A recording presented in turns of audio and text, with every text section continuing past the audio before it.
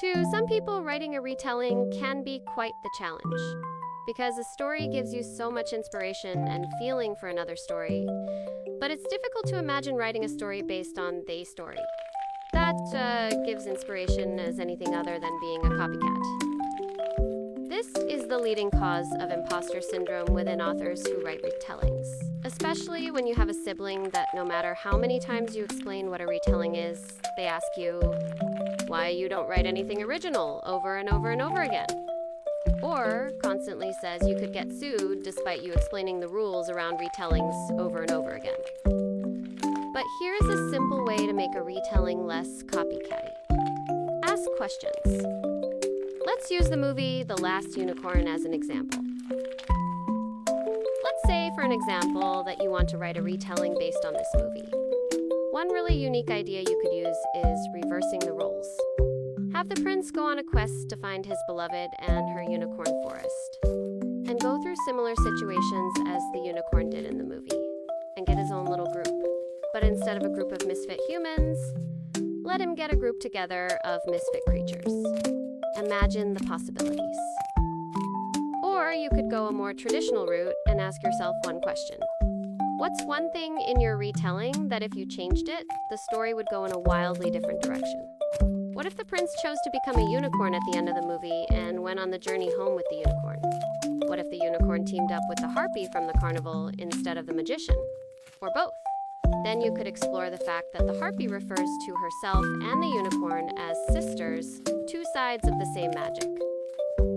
And if they both get turned into humans, you can explore this duality further. The unicorn now knows regret, and the harpy now knows compassion, or something else. Maybe the harpy charms the king. The possibilities are endless. The best retellings start with a what if. It's like a domino effect. Have one thing go differently, then build from there.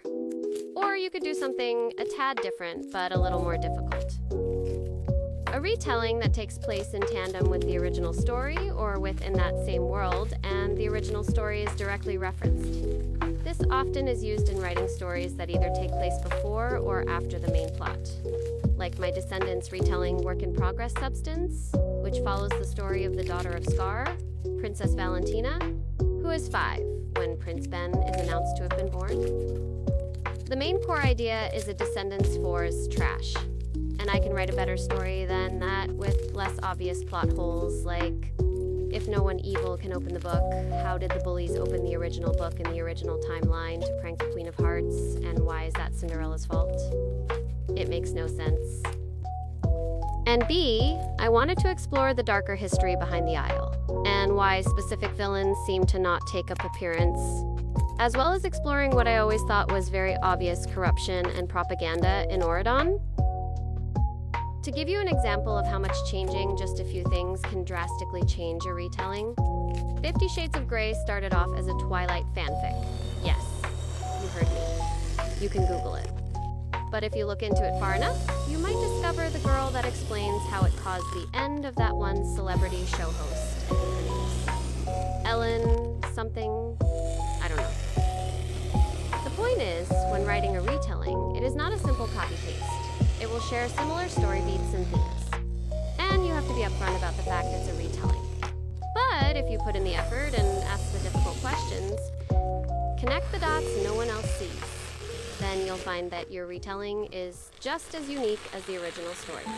That's all for now. Catherine out.